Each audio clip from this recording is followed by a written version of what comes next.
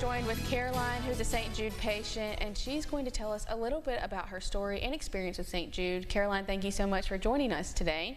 First, could you tell us a little bit about your story? So when I was 5 weeks old, my mom and my dad took me to the local pediatrician here because they had some photos done of me, and my mom just noticed that something didn't look right. So she showed the pictures to my dad as well as my grandmother, who is a registered nurse, and they realized, yeah, something didn't look right. So they took me to the pediatrician, Dr. John Rhodes, and then to an eye doctor here, Dr. Mike Redmond, and they also agreed that something didn't look right. So that night we traveled to St. Jude, and after days of testing and going through procedures of the protocol, they determined that I had retinoblastoma, which is cancer of the retina, and so I had it in my left eye, which the left eye had to be removed, but I also had it in the right eye.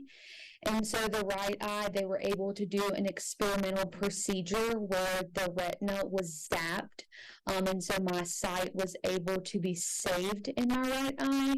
But unfortunately, I lost sight in my left eye. I have no vision in my left eye, as well as I have a prosthetic eye. But the right eye, I have complete vision, perfect vision actually, and I'm able to see today through it, all thanks to St. Jude.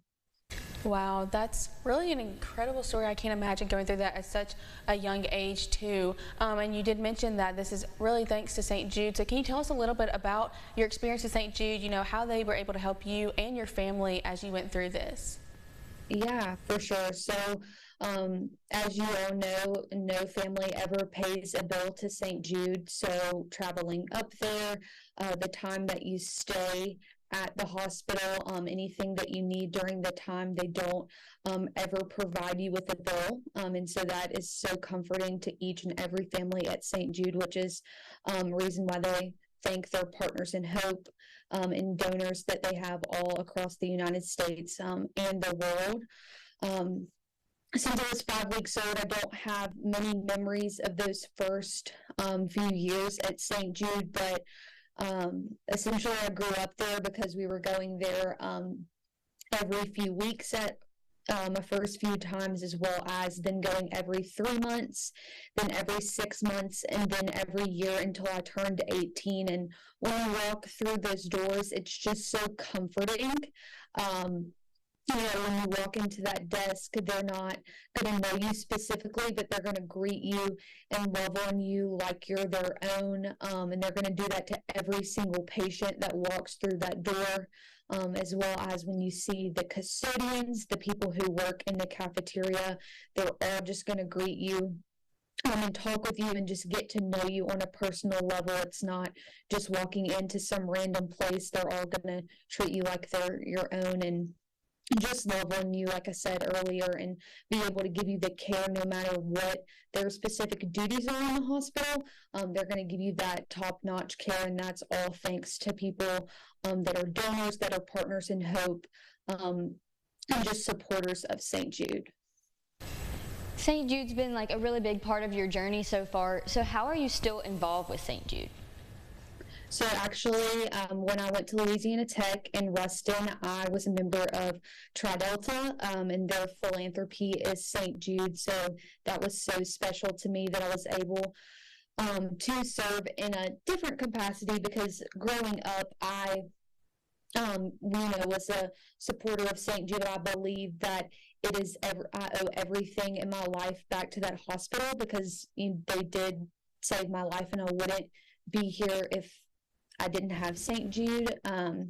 So growing up, we did cupcake sales. We would do things in our Alexandria community. Alexandria is where I'm from, and the community is very big on giving back to St. Jude. I also participated in the Memphis Marathon weekend with my mom. And then throughout college, I served as the director of philanthropy, and so we did different fundraisers with the sorority girls, like raising $5,000 in a day, and that year we were able to surpass $20,000, which was a chapter high, and able to raise money for the children at St. Jude all in one day. And then we did D-Hop, which is a food fundraiser where we sold pancakes, and then different fundraisers throughout the year to give money to St. Jude to show the Ruston community about St. Jude, and just let other students on the Louisiana Tech campus know about what St. Jude does and what they're all about.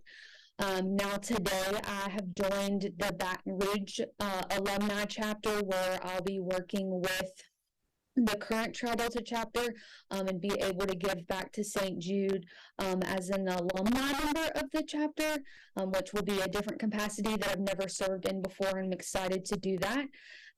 But giving back in the community, we're raising money through the radiothon that happens every year. Me and my family go and speak there, and then different fundraisers that they have throughout the community that affect St. Jude. We're always there because we owe everything to them.